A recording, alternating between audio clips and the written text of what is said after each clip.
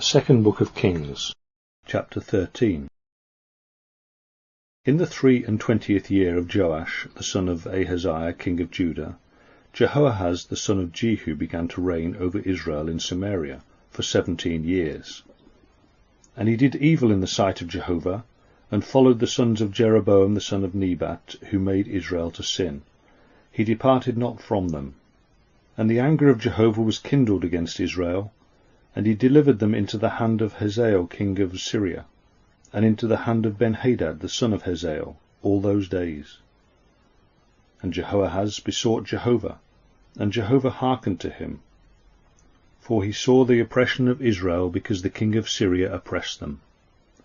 And Jehovah gave Israel a saviour, so that they went out from under the hand of the Syrians, and the children of Israel dwelt in their tents as before.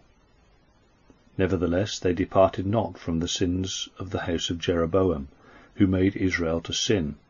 They walked therein, and there remained also the Asherah in Samaria. For he had left of the people to Jehoahaz but 50 horsemen, and 10 chariots, and 10,000 footmen. For the king of Syria had destroyed them, and had made them like the dust by threshing. Verse 8. And the rest of the acts of Jehoahaz, and all that he did, and his mights, are they not written in the book of the chronicles of the kings of Israel?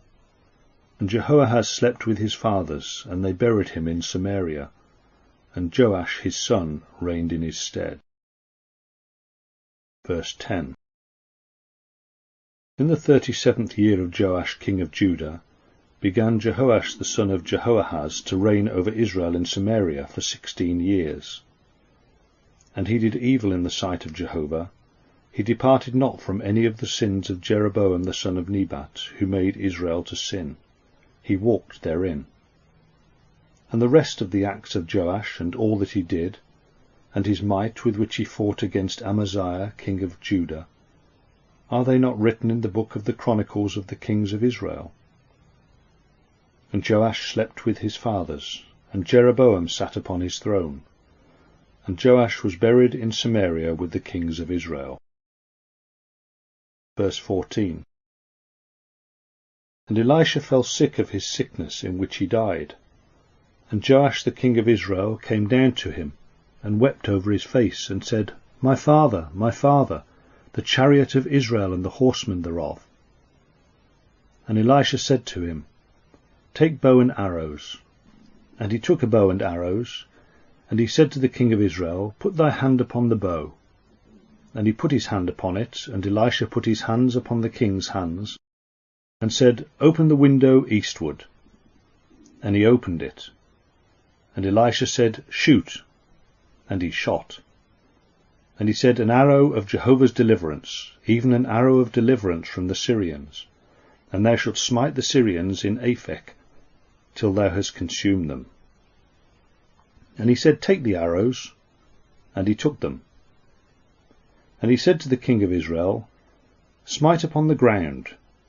And he smote thrice, and stayed.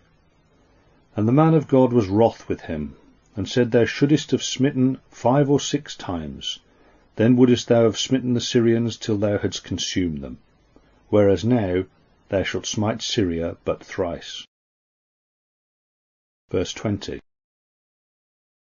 And Elisha died, and they buried him. And the bands of the Moabites invaded the land at the coming in of the year.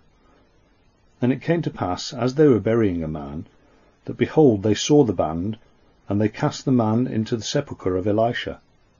And the man went down, and touched the bones of Elisha, and he revived, and stood upon his feet.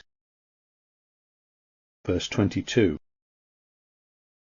And Hazael king of Syria oppressed Israel all the days of Jehoahaz.